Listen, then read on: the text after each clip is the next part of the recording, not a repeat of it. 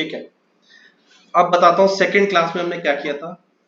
Second class में मैंने आपको बताया, हमने इंडियन कॉन्ट्रैक्ट एक्ट को शुरू किया था। That is Indian contract act was passed in 1872. What was the status before 1872? Before 1872, contract was regulated by the personal laws of the parties.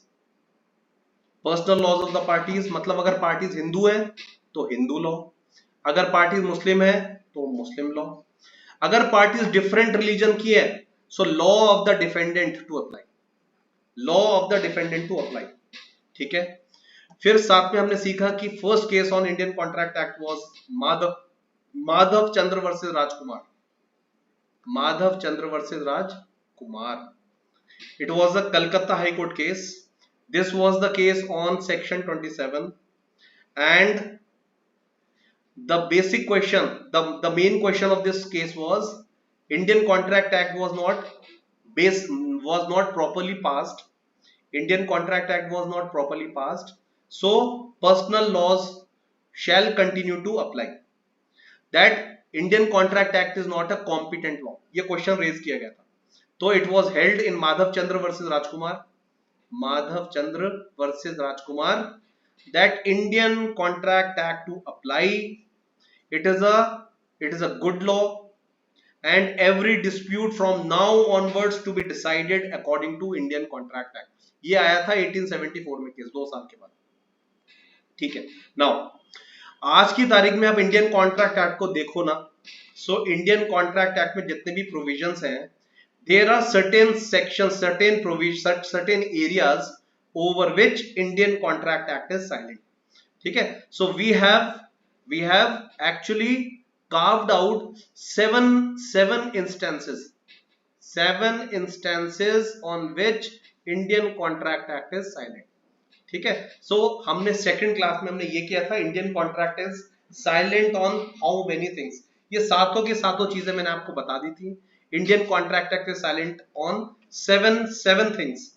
ठीक है, सो उससे रिलेटेड हमने क्या किया था, सबसे पहले हमने उन एरियाज को हमने कार्व आउट करा, और साथ साथ हमने एक बहुत इंपॉर्टेंट पॉइंट पढ़ा, that is whenever our law is silent on anything, whenever law is silent about anything means the legislated law is silent on anything, so the law could be made complete by case laws. ठीक है, either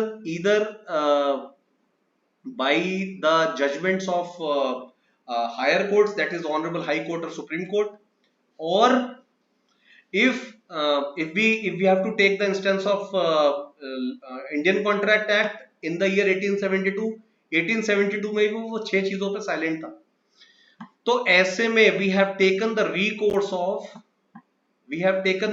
of English law, we have taken the recourse of English law. ठीक है, और English law के recourse को English law की help से हमने क्या किया, जो भी साइलेंट एरियाज थे, जो ये सातों के सातों साइलेंट एरियाज थे, उसको हमने, उस वॉइड को हमने कंप्लीट करने की कोशिश करी। तो लास्ट क्लास में हमने ये भी किया था। ठीक है, फिर उसके बाद हमने सीखा, डायरेक्टली हम आए, what are the ingredients of an agreement.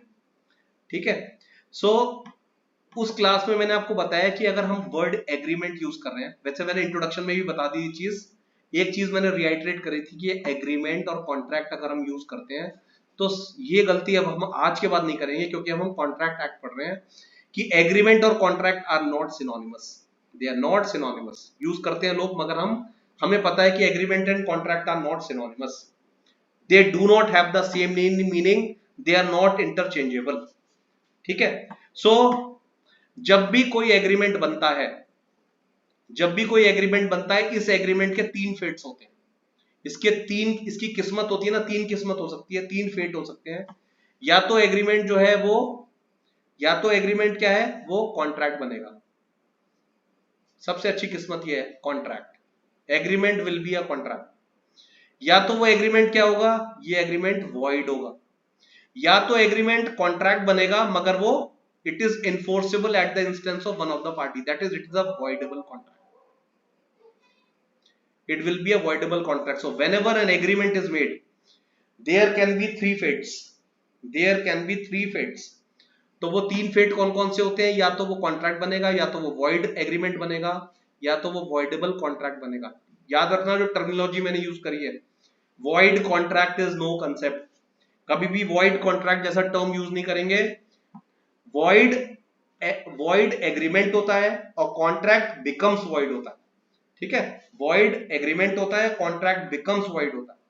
ठीक है, फिर उसी क्लास में हमने एक बहुत इंपॉर्टेंट कंसेप्ट डिस्कस किया था, that is since agreement and contract are not synonymous, दोनों इंटरचेंजेबल नहीं है, तो इसका मतलब क्या है? क्या हम ये कह सकते हैं कि every contract is an agreement but every agreement is not a contract? क्या हम ये कह सकते हैं? ये फॉर्मूला याद रखना, every contract is an agreement but every agreement is not a contract. ठीक है, तो कहानी हमने शुरू की थी, फॉर्मूला कौन सा हमने एडॉप्ट किया था? एक याद करो, HEDFA, हेडफा.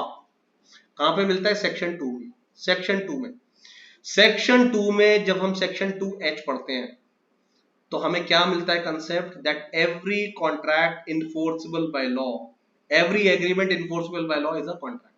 Section 2H has defined contract that every agreement enforceable by law, every agreement enforceable by law is a contract. ठीक है, when we look at section 2E, section 2E क्या बोलता है? Every promise is an agreement. Every promise is an agreement. Now you have to decode the interpretation. You have to decode the interpretation of section. Oh, sorry, decode the interpretation of promise. So promise कैसे बनता है? जब proposal होता है, और proposal क्या होता है? Accept हो जाता है, तो क्या बन जाता है? Agreement बन जाता है. ठीक है, so every agreement. Now coming on to what is the meaning of enforceable by law. तो agreement का जो पार्ट है ना, वो हमने कैसे किया? Section 2E. Section 2E, section 2E तक कैसे पहुंचेंगे? ऐसे पहुंचेंगे. पहले हमने प्रपोजल डिफाइन किया, प्रपोजल को हमने एक्सेप्ट करवा के प्रॉमिस बनाया, और promise, every promise is an agreement. Section 2E ने बोल दिया.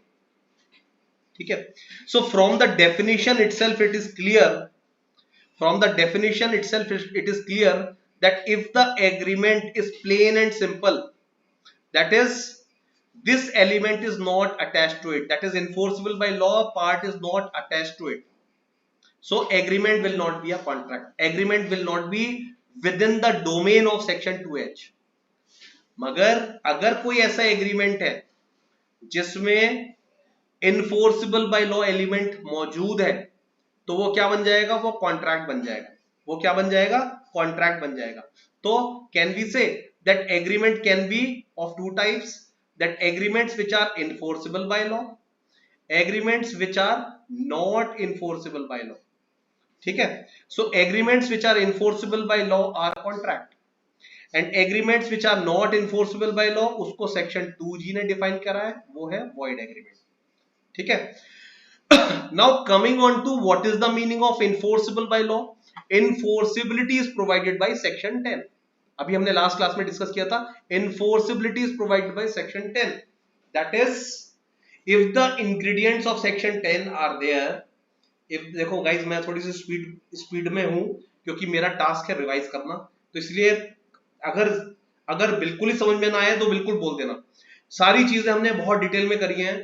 ठीक है, प्रोलॉन्ग डेफिनेशन, प्रोलॉन्ग डिस्कशंस हुए क्लास में, तो उससे कोई, मुझे आई एम श्योर दैट आप लोगों ने अच्छी तरह से नोट्स भी लिए हैं, मगर अगर प्रॉब्लम आती है तो डू नॉट हेजिटेट, है ना. सो इनफोर्सिबल बाय लॉ वाला जो पार्ट है वो कहां पे मिलता है? इनफोर्सिबल बाय लॉ वाला जो पार्ट है वो मिलेगा आपको सेक्शन 10 में.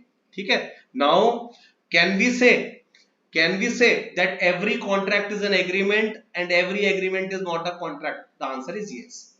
यानी कि if the agreement is not enforceable by law, if the agreement does not have the ingredients of section 10, the agreement will not be a contract. And if the agreement has the agreement has the ingredients of section 10, if the agreement has the ingredients of section 10, we can say the agreement is a contract. The agreement is a contract. So it is true, it is correct to say that every contract is an agreement, but every agreement is not a contract. ठीक है. Okay.